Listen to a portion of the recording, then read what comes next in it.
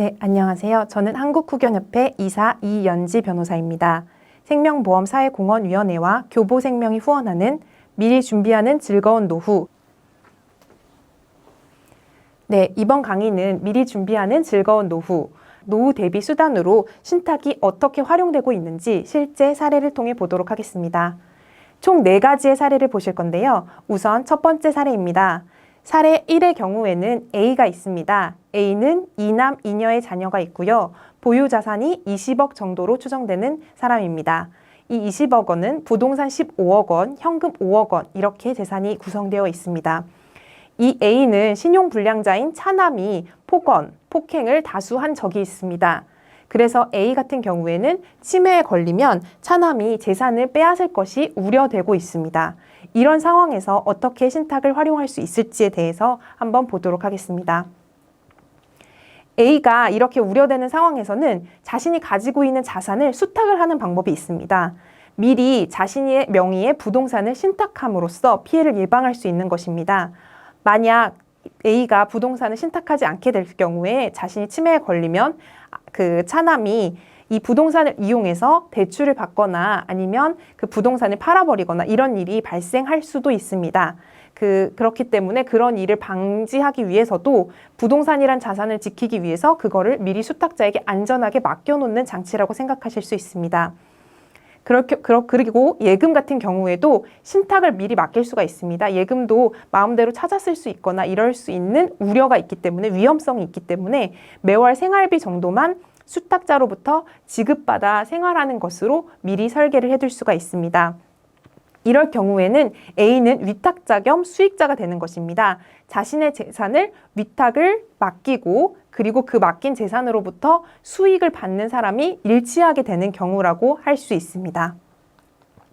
네, 두 번째 사례입니다. 사례 B의 경우에는 B가 2녀의 자녀를 가지고 있습니다. 다세대 주택 한 채를 보유하고 있고요.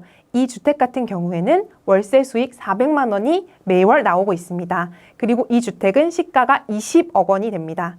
그리고 이 외에도 예금 5억 원이 있습니다. 하지만 B 같은 경우에는 과거에 사기 피해를 매우 많이 당한 경험이 있습니다. 그리고 기억력이 굉장히 감퇴하고 있는 상황이라서 지금 내가 사기도 많이 당했고 기억력이 감퇴하고 있는데 치매에 걸리면 어쩌나 하는 공포심이 굉장히 많이 있는 상황입니다. 이럴 경우에 이것을 대비할 수 있는 방법은 없을까요? 네, B 같은 경우에는 이 자산이 어떻게 활용되기를 희망하고 있는지 보겠습니다. 일단 B 같은 경우에는 자신의 다세대 주택을 자신이 나이도 있고 치매도 우려되고 이런 상황 때문에 자신이 관리하기 어려워서 큰딸이 관리하기를 희망하고 있고요. 하지만 월세 수익 같은 경우에는 자신이 지금 일상생활을 하는데 필요하기 때문에 그 월세 수익은 자신이 생활비로 사용하기를 희망하고 있습니다. 또한 예금 같은 경우에는 보증금 반환 및 건물 보수 공사를 위해서 계속 보관해야 하는 상황입니다. 이럴 경우에도 신탁 계약을 이용하는 방법이 있습니다. 일단 B가 주택을 수탁자인 딸에게 신탁하는 방법입니다. 일단 위탁자의 명의의 주택을 수탁자에게 맡김으로써 수탁자가 이 주택을 직접 관리할 수 있도록 해주는 겁니다. 그렇지만 월세 수익 같은 경우에는 그 B가 자기가 위탁을 맡긴 사람이면서 수익자로서 자기에게 수익이 돌아오도록 월세 수익 지급은 B에게 올 수 있도록 계약을 미리 해두는 것입니다. 세 번째 사례입니다. 사례 3 같은 경우에는 C가 있는데 2남이 있습니다. 이 C는 부동산 자산은 없고 예금 10억 원의 현금 자산만 있는 경우입니다.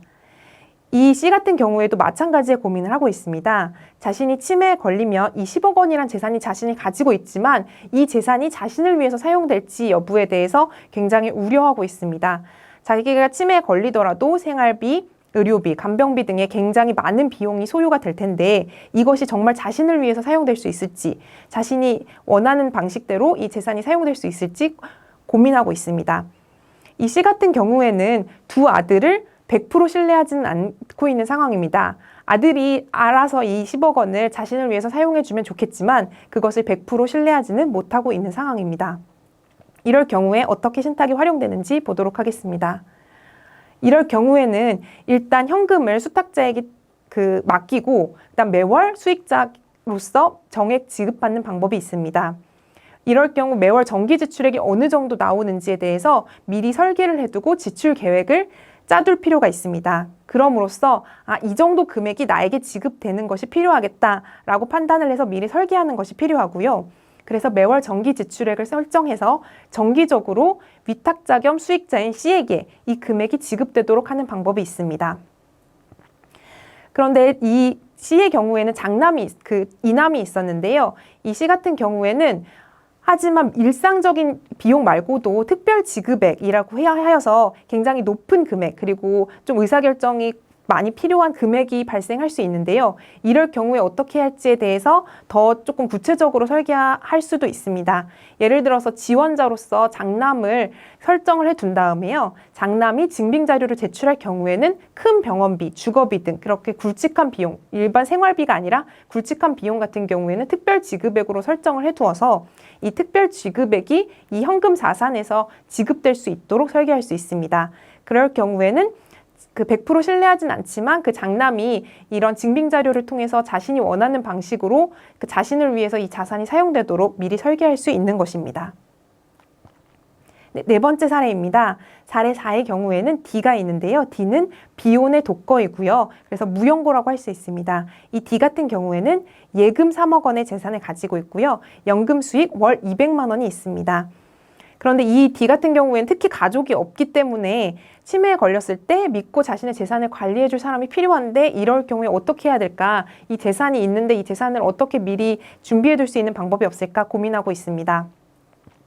이럴 경우에는 그 위탁자 겸 마찬가지로 사례 3과 마찬가지로 위탁자 겸 수익자로 현금을 신탁한 다음에 매월 자신이 그거를 수익금을 받을 수 있도록 미리 설계할 수 있고요. 수탁자가 비용을 관리하지만 지원자로서 친구나 이런 권한을 줄 수 있는, 신뢰할 수 있는 사람을 미리 정해두고 이 사람이 그 위탁자 겸 수익자를 지원하도록 할 수 있습니다. 이렇게 4개의 사례를 통해서 신탁이 어떻게 활용되는지를 보셨습니다.